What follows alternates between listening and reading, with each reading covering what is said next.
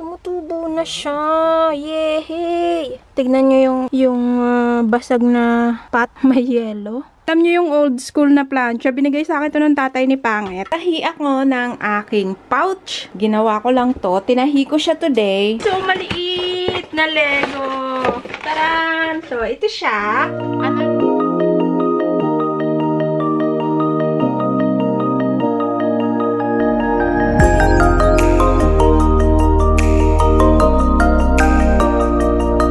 Tignan nyo ang pagi sa labas.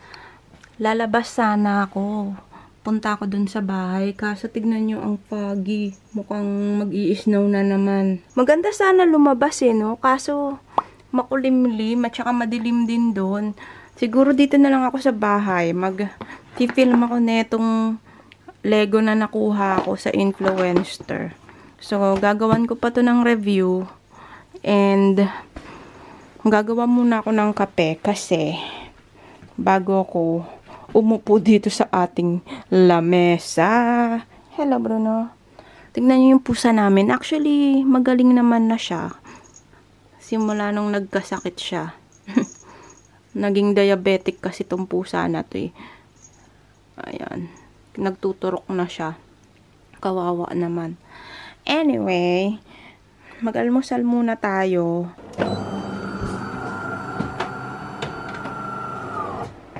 And kagabi, nagluto ako nitong ginataang alimasag. Binili namin sa Asian store. Masarap siya yan, ginataang alimasag na may sitaw. Yan yung ulam ko kagabi. Nagluto ako ng ganyan kasi namiss ko na kumain ng alimasag. And alam nyo ba na 10 piraso lang yan, bali 5 pirasong alimasag na hinati sa gitna. Sinisimulan ko na anong tawag dito? Mag-bonfire. Ayan na. Sinisimulan ko na siya. Mauubos ko na rin yung yung kahoy. Ayan. Ito na lang yung natira. And then, later, tignan natin kung matatapos ko siya. And, anong tawag dito? Sobrang lamig. So, antayin ko lang na matapos kong masunog yung kahoy. Ilalabas din namin yung ibang kahoy dun sa taas.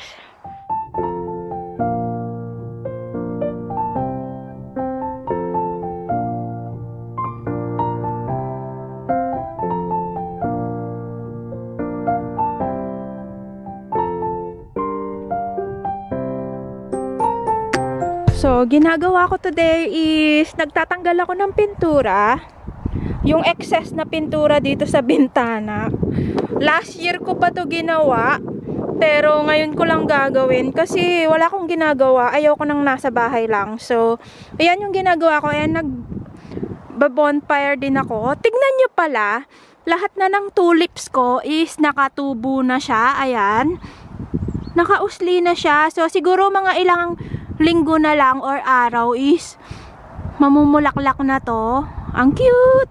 And ito rin yung dito din yung aking ayan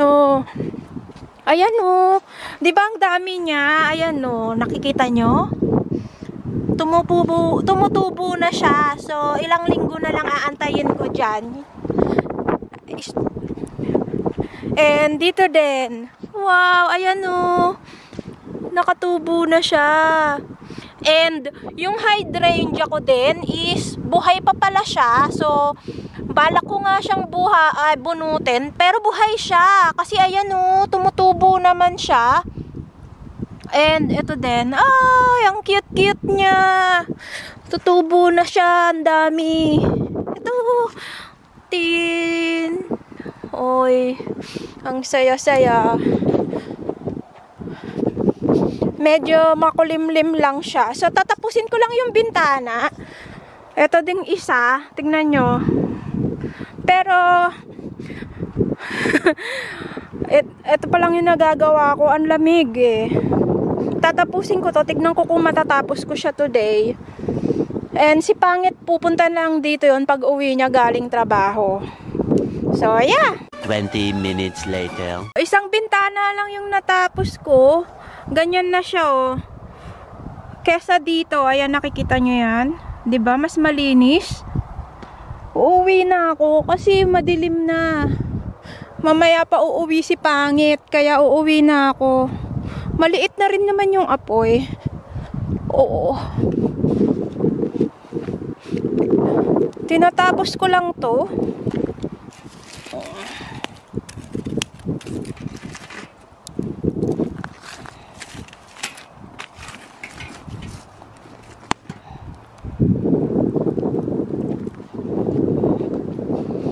Uuwi na ako dahil pagod na ako. Meron akong sandals guys na super dulas niya guys. Itong sandals na to, matagal na to, nabili ko siya sa second hand store. Bali, sa sobrang tagal na niya, nag-start na siyang, tawag dito, mabiyak yung dito niya sa ilalim. So, ang nangyari, hindi ko na siya masuot kasi pumapasok yung tubig at saka biyak na siya. So, pag naglalakad ako, medyo madulas na rin siya. So, ang ginawa ko is bumili ako ng teka, ano ba yung ginagamit ko dyan? Ito kasing sandals na to, sobrang dulas niya, as in, madulas yung ilalim niya. Kapag nilalakad ko siya sa tiles, madulas siya. And sobrang tagal na niya, nabiyak na rin yung kanyang rubber dito sa gitna. Yan. Actually, ito rin kabilang side. Nabiyak rin yung dito na sa gitna.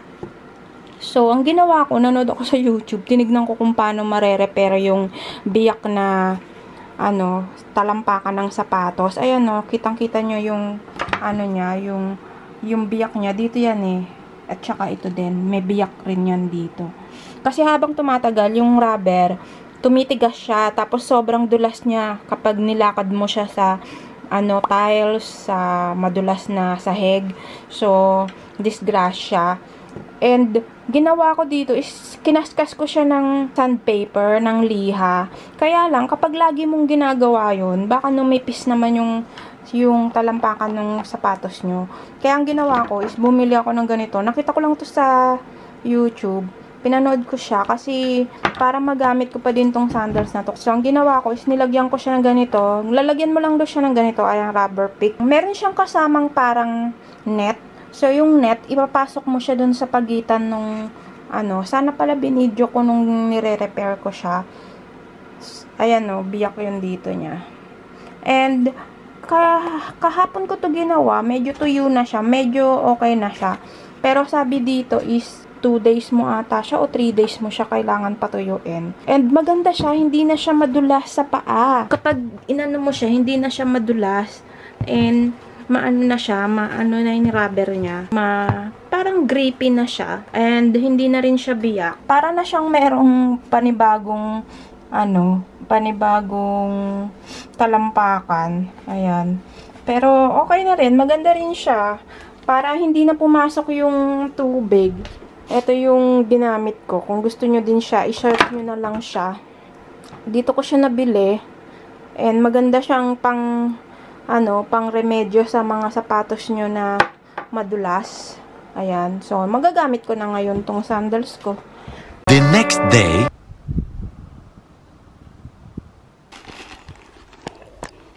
So, bumili kami ng bird feeder.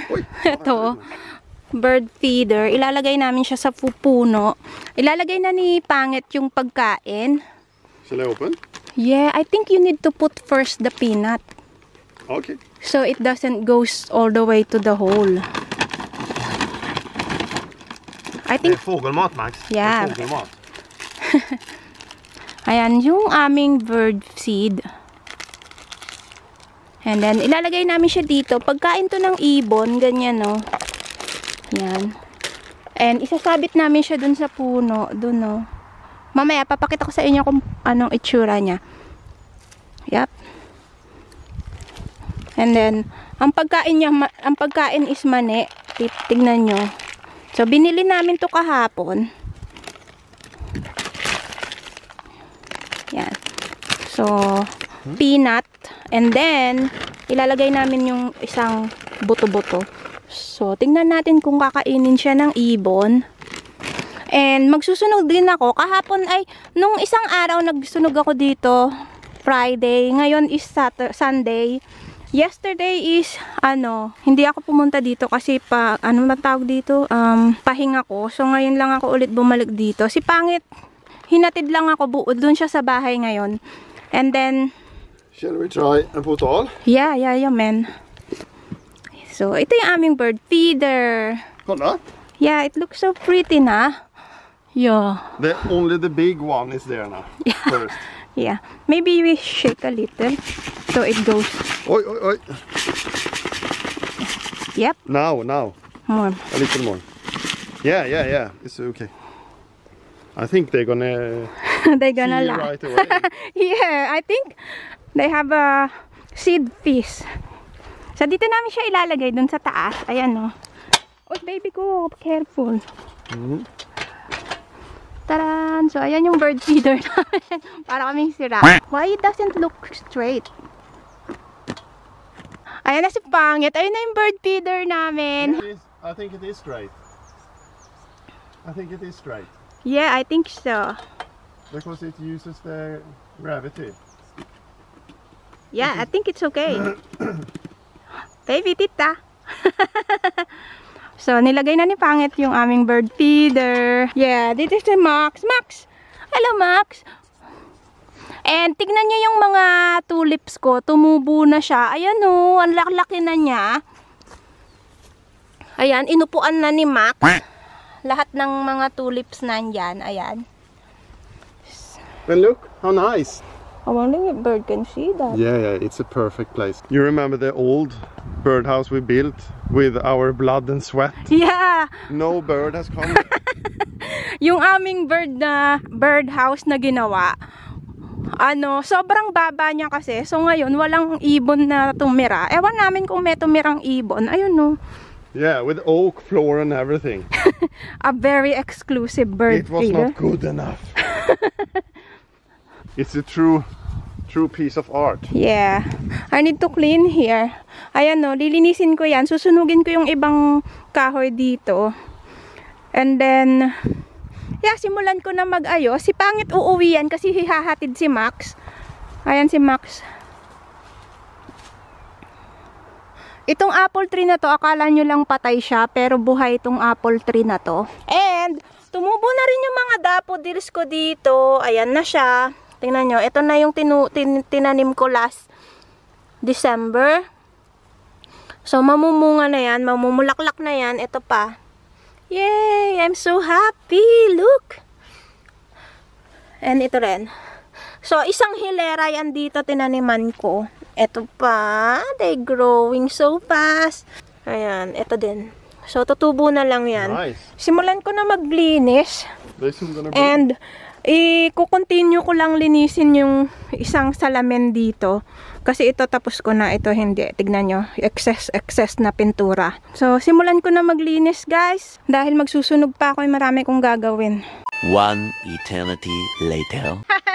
So, inaantay ko na lang si Pangit na dumating. Pagod na ako. Kahapon, nagpunta kami sa Asian store. And nakabili ko ng papaya. Tsaka ng dato puti na suka. Gagawin ko siyang atsara. Para meron akong bagong video. Kasi wala na akong video. Hindi ako nakakapag-upload. Nakabit na rin namin yung bird feeder. Dalawa. Nandun na siya.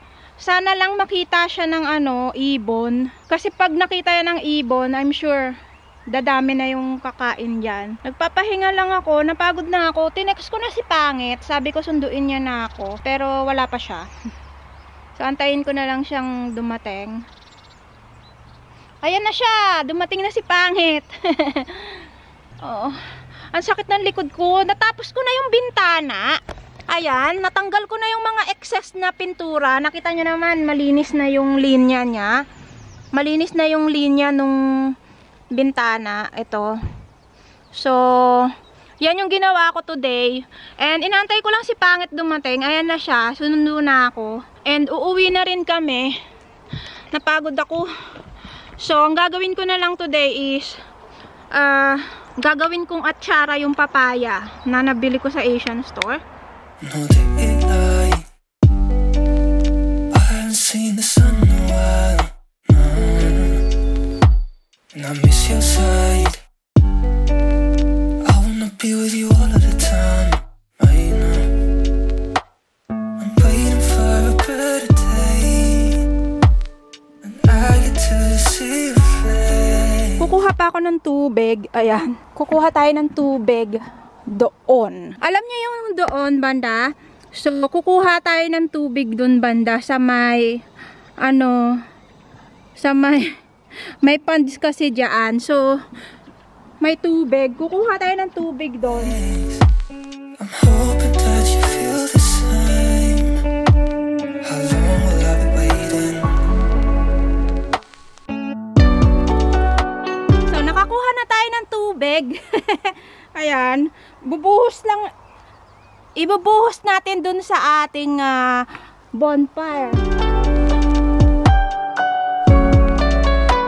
How long will I be waiting? So, ganito yung itsura niya. Chinarge ko lang siya. And kapag fully charged na yung battery, solar siya. So, ganito yung itsura ng ilaw niya. And chinarge ko siya ng kaunti. Tignan natin kung iilaw siya. Wow! Tignan nyo, umilaw na siya. Paano kaya to? Hindi ko alam kung saan ko siya ilalagay. And tapos na rin ako magsunog. Ayun no, wala nang apoy yan. And itong aking ilaw, hindi ko alam kung paano ko siya ikakabit. Anyway, antayin ko na lang si Pangit dumating. And nagkakape na lang ako, ito. Uuwi na kami. Pahinga lang ako konti. Andito na si Pangit. And next time ko na lang ikakabit yung ilaw. So, uwi na kami. Pasok ko lang. Are we gonna bring this home? Yeah, because it maybe get cold and then we need to have the batteries so it don't get bad.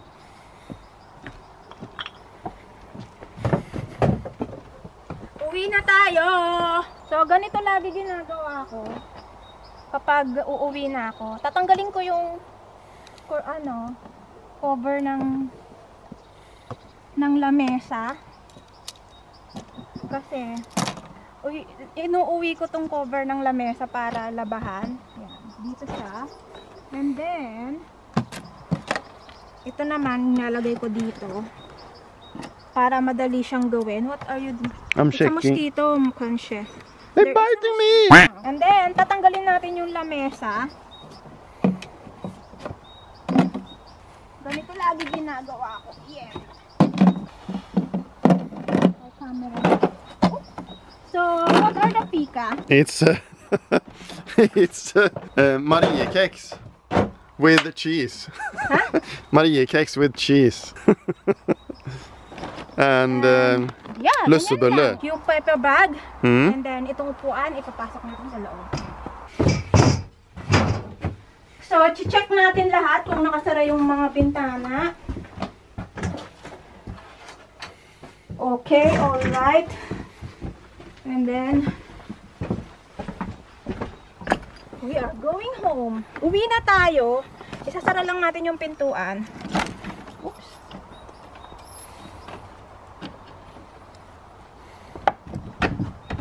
And, ito papakita ko pala sa inyo yung mga tanim ko before tayo umuwi.